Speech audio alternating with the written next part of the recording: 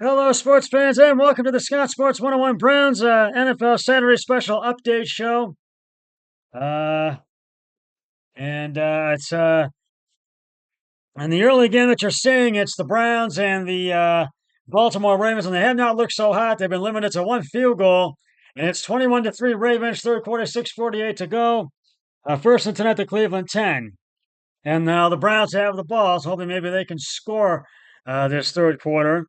Uh, and we'll talk about this game and the late game. And what I expect to happen and what's been going on with the early game I expect to happen in the late game. But first, here is today's Scott Sports 101 Browns NFL Saturday Special Trivia question. Going into 2008, what Cleveland Browns receiver led the NFL with a 32.8-yard kickoff return average? And I will have the answer later in the podcast. Well, it's an NFL Saturday Special today, and we have two games for you today, as I mentioned. And in the early game, it's the Browns and the Ravens in their season finale at M&T Bank Stadium in Baltimore, Maryland. As I said, it's 21-3. Browns have the ball. Third quarter, 6:48 to go. First and 10 at the Cleveland 10, and the Browns have the ball. And the big question this past week has been who will be the starting quarterback in the season finale against the Ravens, and we now know who got the start, but who has gotten the start today. In today's game, Bailey Zappi has been the starting quarterback, and number 4 and number 40 for the Browns. He was selected by Coach Kevin Stefanski to start today's season finale at Baltimore, making him the fourth quarterback to start the season and the 40th since the Cleveland Browns returned to the NFL as an expansion team in 1999. Zappi was signed off Kansas City's practice squad in October after Deshaun Watson ruptured his Achilles tendon. The 25-year-old will be making his ninth career start. He's 4-4 after playing in 8 games with New England. Earlier this week, Stefanski said he would really like to play both Zappi and Dorian Thompson-Robinson against the Ravens, who are 11-5, who with a win today can clinch the AFC North title if they take care of the Browns, who are 3-13. And right now, the Browns are not looking so hot right now. Excuse me a minute. Mom, I'm podcasting right now. I'll be out there to get my dinner after I'm done podcasting. Sorry, I didn't know. Okay. Bye. Bye. Sorry about that, folks. The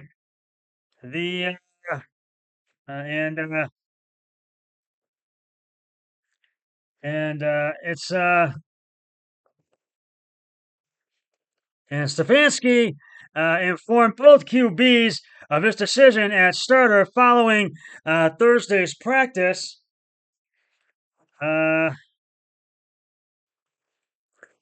season, Stefanski was forced to start 5 quarterbacks because of injuries, and the Browns still made the playoffs. This season, he's already played Watson, Thompson Robinson, and Jameis Winston, who has been dealing with a sore right shoulder and is questionable for this week. Zappi's start will continue an odd tradition of new QBs starting this season finale for Cleveland. In the past, Connor Shaw, Thaddeus Lewis, Bruce Gradkowski, and Jeff Driscoll are among a group of QBs who made their only start for the Browns in the final week. On Wednesday, Zappi said he was looking forward to his first playing time since getting to Cleveland. Obviously, it's a great opportunity, he said. Personally, I kind of look at it like I'm on a 1-year deal here. I have no idea what the future holds for me, and it's a great opportunity for me to go out there and play some football and get some film for people to watch. Hopefully, it's good film, but I'm excited for the opportunity. Zappe joked that playing for the Patriots, Coach Bill Belichick prepared him perfectly for this week's uncertainty. I don't know if he's going to get mad, but I was in New England for 2 years, and Bill kept everything a secret, Zappe said with a smile. So sometimes I wouldn't find out until Friday, like he just, hey, so you know you're playing Sunday. Well, it was moved today, so I'm used to it. I just prepare like I usually prepare, uh whether I'm the three or the one, and that's what he taught me whenever I was there. So I'm looking to keep doing that. Uh, and it's now 4:20 left to go in the third quarter. It's a third and 17 at the Cleveland 19, and the Browns still have the ball. Uh, Thompson Robinson will also get another chance to erase some ugly moments from the past 2 weeks. The fifth round draft pick uh, completed just 54.3% of his passes while leading the Browns to just 9 points in 2 losses. He threw 3 interceptions, fumbled twice, and he was flagged 4 times for intentional grounding. He spent the week working on fixing his mistakes and not worrying about how much he'll play. Thompson Robinson and had hoped to use the final 3 games as an audition to show the Browns he can be in the mix to be their starter in 2025. You don't have time to sit and sob when it's the last game of the year, Thompson Robinson said Wednesday. So just coming in today, came in on Monday, still sticking to the extra meetings, extra film, extra roots on air, still sticking to the same process. That's gotten me to this point, and this offense, and not trying to steal away from that because of some outcomes. Now, and the Ravens now have the ball. It's 4:03 left to go in the third quarter. First and 10 at the Baltimore 41, still 21-3 Ravens. Now here's some notes. The Browns are without Pro Bowl quarterback Denzel Ward is battling a shoulder injury. Tight end David Njoku is battling a knee injury. Running back Jerome Ford is battling an ankle injury, and linebacker Jordan Hicks, who is battling a concussion for the season finale. The team took another step in plans to build a dome stadium by executing the clause to buy 176 acres of land in Brook Park, Ohio. The Browns announced in October they intend to leave their lakefront stadium when the lease expires after the 2028 season. Earlier this week, Cleveland Mayor Justin Bibb sent a letter to owners Dee and Jimmy Haslam saying the city plans to use the Modell law to prevent the team from leaving under the law. The city residents would have the opportunity to buy the team rather than allow it to move. So this is really up in the air right now. Whether there's really something the Browns fans need to think about. And if I was an owner, I wouldn't be afraid to spend the money during the offseason. But you got to be open about this, and I think a change might be what the Browns and the Browns fans need. So you got to look at this in an openly way. And right now, the Browns just not looking so hot. And it's right now time to reveal the answer to today's Scott Sports 101 Browns NFL Saturday Special Week 18 trivia question. It is a Browns trivia question, as I mentioned earlier.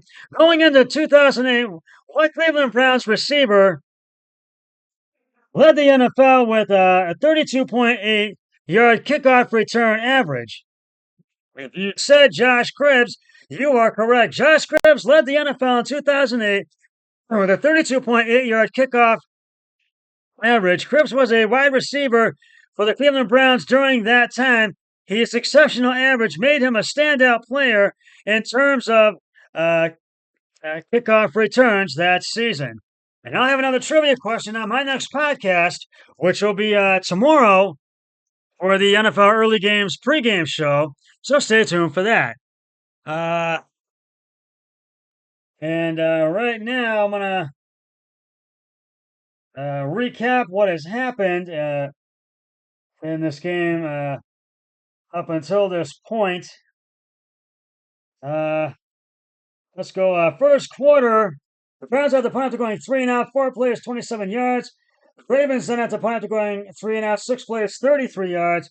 And then the Browns had an interception. It was at the 15. It was a 2-7, excuse me, at the Cleveland 23. Bailey Zappi pass short intended for Elijah Moore, intercepted by Wiggins at the Cleveland 26. Nate Wiggins for the 26-yard touchdown. Tucker's extra point was good, and it was 7-0 Ravens. They were already on the board. Then the Browns had a turnover on downs. It was 4th and 1 at the Cleveland 39. Zappi's pass incomplete, deep middle to Jerry Jeudy at the 44, and for no gain. And then the Ravens had a turnover on downs, and it was Lamar Jackson's pass incomplete, short right to the 22, number 22, Derrick Henry at the right to 22, Derrick Henry for no gain, and it was 7-0 Ravens at the end of the first quarter.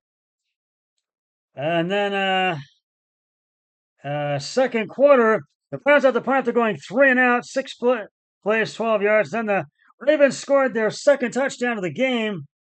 It was a second attempt at Cleveland 12. Lamar Jackson passed short to Mark Andrews for the 12-yard touchdown. Tucker's extra point was good, and it was 14-0 Ravens. Then the Browns tried to score a touchdown, but could not do it. They got into field goal range. 4th and 5 at the Baltimore 5. Dustin Hockman's 23-yard field goal is good, and it was 14-3 Ravens. Then the Ravens had a turnover on downs. It was 4th and 3 at the Cleveland 23. Lamar Jackson pass incomplete, short middle to 89 Mark Andrews for no gain. And the Browns got the ball back, but then they had the punt. They're going 3 and out, 3 plays, 3 yards. And then 4th and 10 at the Baltimore 48. Just before halftime, Lamar Jackson pass incomplete, deep middle to Isaiah Likely, to number 8, Isaiah Likely for no gain. And it was 14-3 at halftime. And then third quarter, it was a 2nd and goal to Cleveland 7. Lamar Jackson passed short middle to number 7, Rashad Bateman for the 7-yard touchdown. Tucker's extra point is good. It was 21-3. Ravens. The Browns had the punt after going 3 and out, 3 plays, 8 yards. And the Ravens had the punt after going 3 and out, 8 plays, 32 yards. Then the Browns had the punt once again after going 3 and out, 4 plays, 9 yards. And the Ravens had the punt again after going 3 and out, 3 plays, 2 yards. And then on the current drive right now, it's a first and 10 at the Cleveland 44. Caboti right tackle to the Cleveland 44. Actually, now it's 2nd and 11 at the Cleveland 43. Bailey Zappi's pass deep left to Elijah Moore to the Baltimore 41 for 18 yards. There was a penalty on Elijah Moore, offensive pass interference, 10 yards enforced at Cleveland 43 and no play. And that's where we currently stand right now. 1:03 left to go in the third quarter, 3rd and 18 at the Cleveland 38, and the Browns have the ball. So that's basically where we stand right now with the Browns. And in the late game, you're going to see the Cincinnati Bengals and the Pittsburgh Steelers at Acrisure Stadium in Pittsburgh. The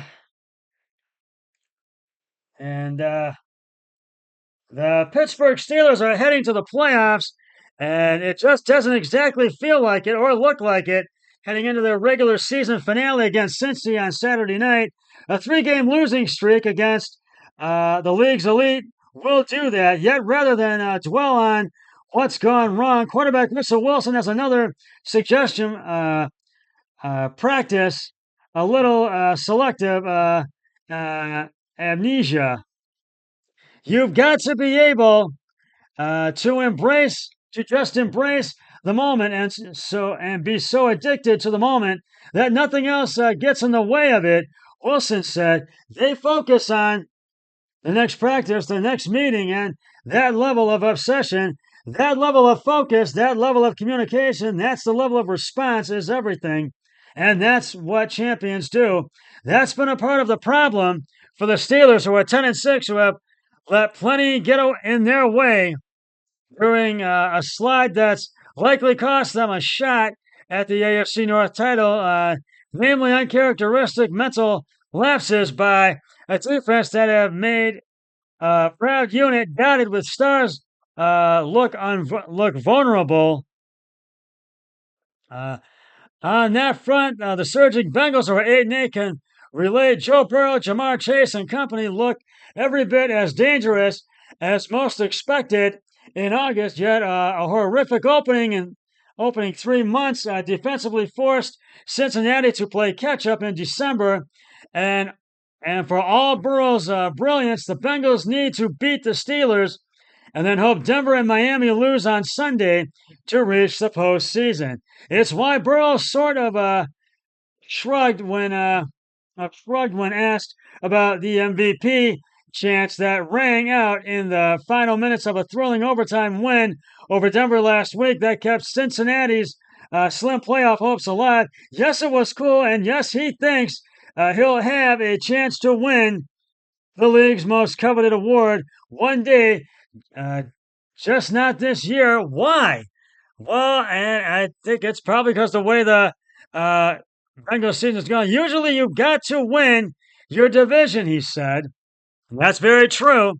And it's an opportunity the Bengals lost long ago. The Steelers appear to be firmly in control of the North after consecutive wins over Cincinnati and Cleveland in early December, only to follow it up with 3 nationally televised pratfalls. Now their priority has shifted from winning the franchise's first division title since 2020 to playing like a playoff team before the postseason. The clock is ticking. We don't have time to run from adversity. We have time to run through it, Wilson said. We've got to climb the wall. We've got to go run through it. There's no magic pill for getting around it. Burrow heads into the finale playing perhaps the best football of his 5-year career. His streak of 8 straight games with at least 250 yards passing and 3 touchdowns is an NFL record. He also leads the league in completions, 423 yards passing, 4,641, and touchdown passes, 42. And while Burrow believes reaching 5,000 yards would be cool, he's more intent on taking and Chase's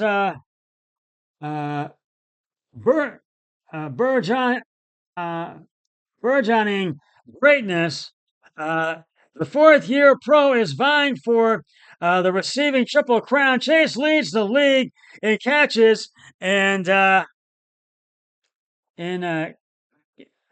catches, yards, and touchdowns. The last player to do it was Cooper Kupp of the Los Angeles Rams in 2021. He grinds for it. Burrow said of his college teammate at LSU, he's a once-in-a-lifetime type player, and our careers will forever be tied together from college into the pro landscape. That's just fun to be a part of. The Steelers are allowing more than 400 yards per game during their losing streak, and their frustration has bubbled over into public view. Safety Deshaun Elliott blamed the unit for making the kind of alignment mistakes that might be understandable in September, but not December. Outside linebacker Alex Highsmith questioned whether some of his teammates have the want to required to make a deep playoff run. Pro Bowl safety Minkah Fitzpatrick believes the Angst is uh, natural byproduct of having a room full of competitors. So, so does defensive coordinator Terrell Austin, who prefers his unit getting angry. That tells me that they want to get it right and they're not satisfied with it going the way it is, Austin said. We have good men in our building. They've been through a lot of stuff together, and rightfully so. A little bit frustrated, but out of that frustration, I think we can find some prosperity. Cincinnati's 30-24 overtime win over Denver was significant, considering that 7 of its 8 losses this season have come by one score. Well, before Denver, the Bengals were pro-sufficient at blowing leads late. The Bengals also won their 4th straight game for the first time this season, and for the first time, they beat a team with a winning record. The previous 7 victories came against sub 500 teams. The finale could be the final game at Hasselker Stadium for the Steelers running back Najee Harris. The club declined Harris's 5th-year option last spring, meaning the only player in franchise history to top 1,000 yards rushing in his first 4 seasons.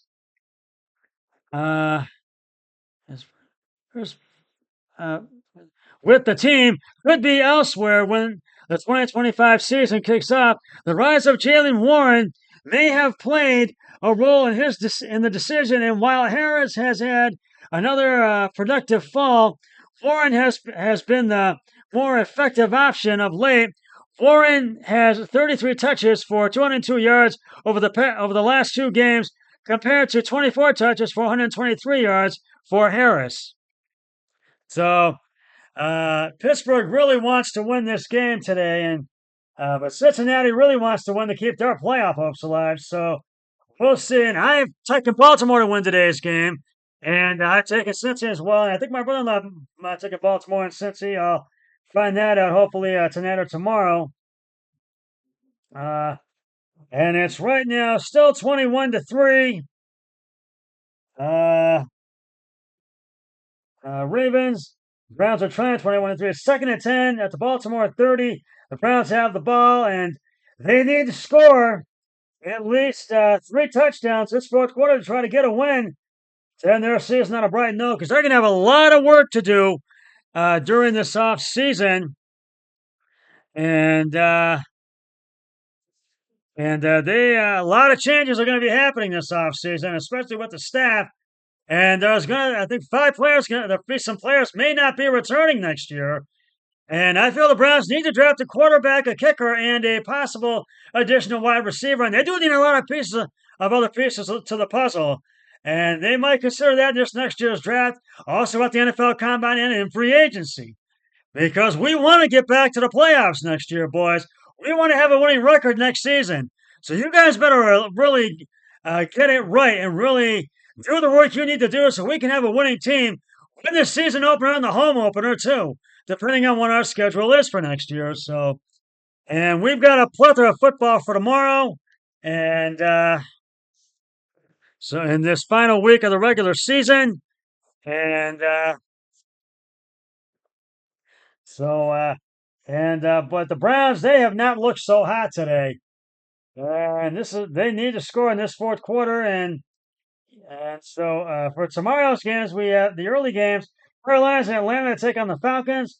The Washington Commanders are in Dallas and Big D at AT&T Stadium to take on the Dallas Cowboys. The Chicago Bears are in Green Bay at legendary Lambeau Field to take on the Packers. The Jacksonville Jaguars are in Indianapolis at Lucas Oil Stadium to take on the Colts. The Buffalo Bills are in Foxborough at Gillette Stadium to take on the Patriots, and the New York Giants are in Lincoln Financial Field in Philadelphia to take on the Eagles. The New Orleans Saints are at Raymond James Stadium in Tampa, Florida, to take on Baker Mayfield and the Bucks. The Houston Texans are at Nissan Stadium in Tennessee, in Nashville to take on the Tennessee Titans. And now the late games, the 4 o'clock games. We've got 5 of those. There's no Monday night game this week because there's going to be one during the wild card weekend, and this is the last week of the regular season. And now for the 4 o'clock games, the 49ers are in Arizona at State Farm Stadium in Glendale, Arizona, to take on the Cardinals. The Chiefs are in Denver, and they've been resting a lot of their starters this week to take on the Broncos at Empire Field at Mile High. The LA Chargers are in Allegiant Stadium in Las Vegas to take on the Raiders. The Seattle Seahawks are at SoFi Stadium in Inglewood, California to take on the Rams. And rounding out the 4 o'clock games, the Miami Dolphins are at MetLife Stadium in East Rutherford, New Jersey to take on the New York Jets. The final Sunday night football game. The Minnesota Vikings are in Detroit at Ford Field to take on the Detroit Lions. That's how the rest of this week shapes up in the NFL. So, can the Browns rally in this fourth quarter? I'm not holding my breath. I don't think any of us are. But we'll see. Or will it look like the Ravens will prevail? And will Cincinnati get a win over Pittsburgh? We'll find out later on tonight. Well, that's just about going to wrap it up for the Scott Sports 101 Browns NFL Saturday Special Update Show. And I will be back. Hopefully, I will let you know tomorrow who won between Cincinnati and Pittsburgh. And hopefully with the Browns game, hopefully tomorrow on my early games pregame show. But until then, always remember, be a team player each and every day in every way possible. So long, everybody. 3, 2, 1. I'm done.